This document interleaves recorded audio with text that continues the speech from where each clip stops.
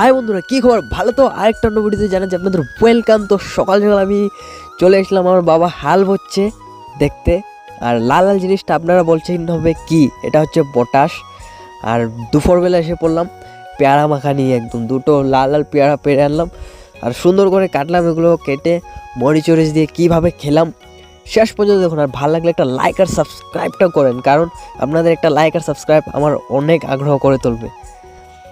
সুন্দর করে লবণ কাঁচামরিচ দিয়ে দিলাম আর খেলাম। উফ বন্ধুরা, আমার বন্ধুরা এরকমই ভালো লাগে খেতে। আপনারা কেমনে খান?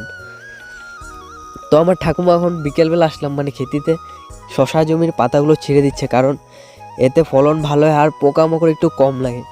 আর এইদিকে আমার মা হচ্ছে বরবটি, সাদা বরবটিটা বন্ধুরা। উফ, তারপর সন্ধ্যার সময় চলে গেলাম সোজা আমার মার হাতের বাঙ্গি কেটে খাইতে। আমরা বাঙ্গি বলি বন্ধুরা এটাকে, একদম তরমুজ